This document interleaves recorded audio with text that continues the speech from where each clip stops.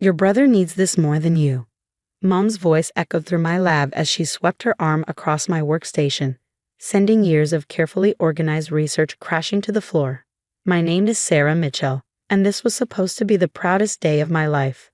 At 28, I had just become the youngest recipient of the prestigious Newman Grant for my work in neuroscience. Instead of celebrating, I stood in silent horror, watching my mother systematically destroy my life's work while my father blocked the doorway, ensuring I couldn't interfere. My brother Kevin lounged against the wall, smirking as if this was all some twisted form of justice. He's trying again, Sarah. Mom continued, her designer heels crushing delicate glass slides beneath them. Kevin's ready to go back to school, and this grant could change his life. The irony of her destroying my research while advocating for Kevin's education wasn't lost on me. I glanced at my phone, making sure it was still recording. The security cameras were catching everything too. But I wanted my own copy. Years of dealing with my family's favoritism had taught me to always keep evidence. Mom, I said calmly, the Newman Grant isn't transferable. It's awarded to specific researchers for specific projects. You can't just give it to Kevin.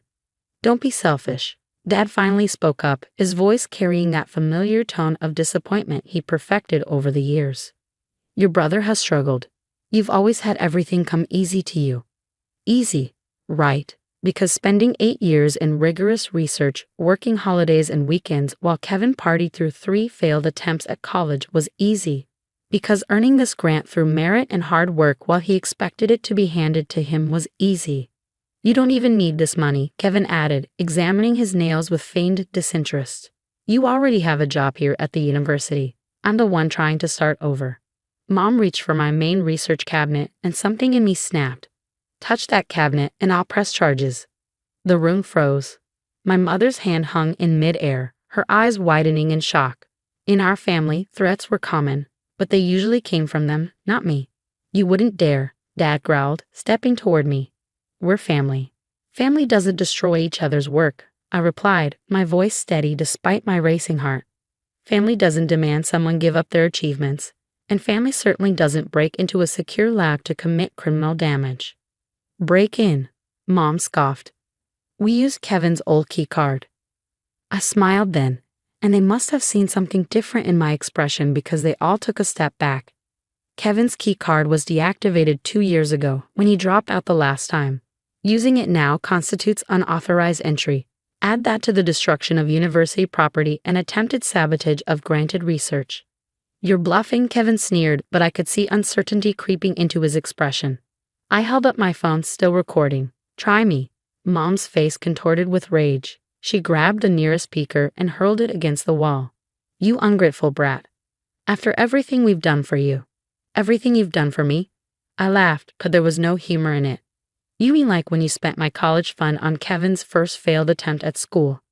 Or when you missed my undergraduate graduation because Kevin needed bail money? Or maybe you mean now, when you're literally destroying my career to give him another chance he hasn't earned. I earned this, Kevin shouted, finally losing his cool. I deserve a chance. You've had chances, I replied. 3 of them, in fact. Each time, you chose partying over studying, drinking over learning. The Newman Grant isn't a chance, Kevin. It's a reward for work already done, research already proven valuable. You can't deserve something you haven't worked for. The lab door burst open, and campus security rushed in, followed by Dr. Harrison, the head of my department. I texted him the moment I saw them in my lab. What in God's name? Dr. Harrison surveyed the destruction, his face darkening with each detail he took in. These people are trespassing, I said professionally, as if I wasn't watching my world being dismantled by my own family. They've destroyed university property and attempted to sabotage granted research. I have it all on video, and I'd like to press charges. Sarah, please, Mom's voice shifted instantly to pleading. We can work this out as a family. Security, Dr. Harrison's voice was cold. Please escort these individuals to your office. The board will want to review this incident immediately. As they were led away, my mother still pleading, my father glaring, and Kevin looking shell-shocked, Dr. Harrison turned to me with concern. Are you all right, Dr. Mitchell?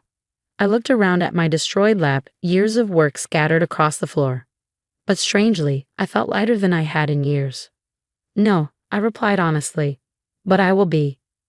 What I didn't know then was that the university board meeting scheduled for the next morning would change everything.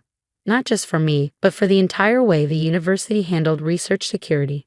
My family had finally pushed me too far, and their actions would have consequences none of us could have predicted. The university board meeting room felt impossibly large as I sat facing 12 stern-faced administrators. The security footage played on the large screen behind me, showing my family's rampage in crystal-clear detail.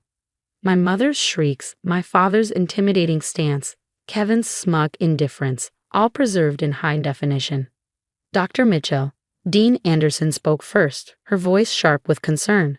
Can you explain why your family had access to a secure research facility? Kevin, my brother, kept his old key card from when he was a student here. I replied, maintaining my professional composure. I wasn't aware he still had it. It should have been deactivated. It was, Dr. Harrison interjected, checking his tablet. They somehow reactivated it. We're investigating that breach separately. I wasn't surprised. Kevin had always been good at manipulating systems, just never at actually doing the work required to succeed within them. The footage reached the point where my mother threw the beaker. Several board members flinched at the crash. Dean Anderson paused the video. The damage assessment came in this morning, she announced. Initial estimates suggest over $300,000 in destroyed equipment and materials, not counting the potential setback to your research timeline. My stomach churned. I knew it was bad, but hearing the number made it real. $300,000 of university property destroyed because my brother wanted what I had earned. Fortunately, I said, pulling out my laptop, I maintain redundant off-site backups of all my research data, and I've documented every step of my work with multiple fail-safes. The physical damage is severe, but my actual research is secure. Dr. Harrison smiled slightly. He'd always appreciated my meticulous nature. That's commendable. Dean Anderson nodded, but it doesn't address the larger issue. Your family's actions have exposed serious security vulnerabilities in our research facilities, and their apparent belief that a prestigious grant could simply be redistributed is deeply concerning. I understand, I replied, and I fully support any legal action the university deems necessary. My family needs to face consequences for their actions. The room fell silent. I realized they'd expected me to defend my family, to ask for leniency. That's what the old Sarah would have done. Made excuses, smoothed things over, kept the peace at her own expense. But I wasn't that Sarah anymore. Dr. Mitchell, a board member I recognized as Dr. Chen, spoke up. Your response to this situation has been remarkably composed. Many would have been too emotional to think clearly. I almost laughed. With all due respect, sir, I've had years of practice handling my family's disruptions. The only difference this time is that I chose not to protect them from the consequences. Tell us about these previous disruptions. Dean Anderson leaned forward, suddenly intent. So I did. I told them about the college fund they'd taken, the graduations they'd missed, the constant pressure to give up my achievements for Kevin's benefit. I showed them emails, text messages, documented patterns of behavior that had led to this moment. This isn't just about last night, I concluded. This is about a systematic attempt to undermine my work to benefit someone who hasn't earned it. I love my family, but I won't sacrifice my research or my career for them anymore. The board members exchanged glances. Dr. Harrison cleared his throat. We've reviewed your research progress, Dr. Mitchell. Your work on neural regeneration is groundbreaking. The Newman grant was well-deserved, and we can't allow anyone to jeopardize it. Dean Anderson nodded. We've made some decisions. First, the university will be pressing charges for criminal damage and unauthorized entry. Second, we're upgrading security across all research facilities. Your incident made it clear our current measures are insufficient. She paused, shuffling some papers. And third, we're doubling your grant funding. I blinked. I'm sorry, what? Your backup protocols saved millions in research data. Your professional handling of this crisis showed exceptional judgment. The board feels you've more than proven your worth to this institution. I sat there stunned. They weren't just supporting me, they were investing more in my work. There will be a press release this afternoon, Dr. Harrison added. The university wants to make it clear where we stand on protecting our researchers and their work. As I left the boardroom, my phone buzzed with a message from my mother. The police are here. How could you do this to your own family? I didn't respond. Instead, I walked to my lab, where a cleanup crew was already at work. Looking at the destruction in daylight, I felt no regret for my decisions. My family had finally pushed me too far, and now they would learn that actions have consequences. What I didn't know then was that the press release would catch the attention of someone who would change everything. Someone who had been watching my research with great interest and who had their own score to settle with my brother Kevin. The press release hit like a tsunami. By evening, my inbox was flooded with messages from colleagues, other universities, and research foundations. But one email stood out, from Dr. Elena Martinez, head of the Global Neuroscience Institute. Dr. Mitchell, it read, "Your research interests me, but your integrity interests me more. I had a similar experience with your brother Kevin 3 years ago when he attempted to take credit for one of our junior researchers' work. Let's talk." I sat back in my temporary office, pieces clicking into place. Kevin's last attempt at graduate school hadn't just ended in dropout. He'd been caught in academic dishonesty. Now I knew where. Before I could respond, my phone rang. It was my grandmother, my father's mother, and the only family member who'd ever truly supported my academic pursuits. "I saw the news," she said without preamble. "Your mother's been calling everyone, playing victim. But I saw the security footage, Sarah. It's time you knew something about your inheritance." My heart stopped. "Ron, your grandfather didn't leave everything to your father," she continued. "He left a separate trust for his grandchildren's education. Your father was supposed to tell you when you started college, but he used Kevin's half for his business ventures and kept yours hidden from you." The implications hit me like a physical blow. All those student loans I'd taken out, all those extra jobs I'd worked. There had been money for my education all along. "I've contacted the trust lawyers," Gran said, her voice hard. "They'll be reaching out to you. It's not just about the money, Sarah. It's about the fraud." After hanging up, I responded to Dr. Martinez's email. Within an hour, we were on a video call. "Your neural regeneration research aligns perfectly with our latest project," she said, getting straight to business. "We'd like to offer you a collaboration, full funding, state-of-the-art facilities, and complete protection of your intellectual property." "Protection?" I asked. She smiled grimly. "We've dealt with Kevin Mitchell before. We know the precautions necessary when family members feel entitled to others' success." The offer was incredible, everything I'd dreamed of and more. But it would mean leaving the university, starting fresh. As if reading my mind, Dr. Martinez added, "Your current university would remain a partner institution. Dr. Harrison speaks highly of you, and we value strong academic relationships." Later that day, as I was processing everything, security called. My parents were trying to enter the building again. "Your father's demanding to speak with you," the guard said. "Something about family business." "Let me guess," I replied. "He's wearing a suit and talking about lawyers." "Yes, actually." I smiled. "That means Gran's lawyers have contacted him about the trust.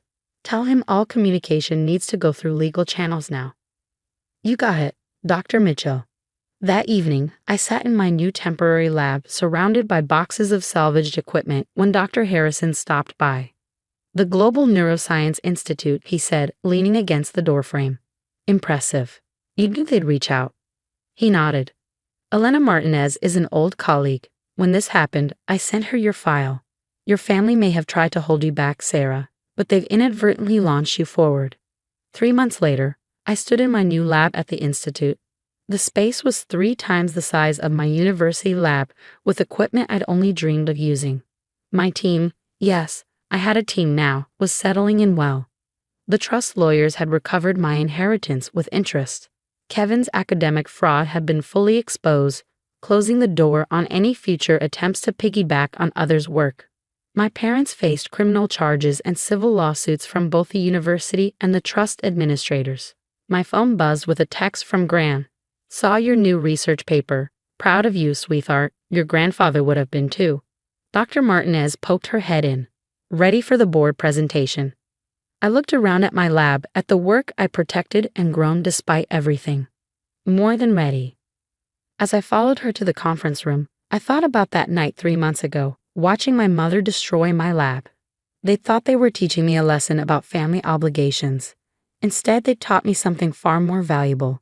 That sometimes the best thing family can do for you is show you exactly who they are, so you can finally stop making excuses for them.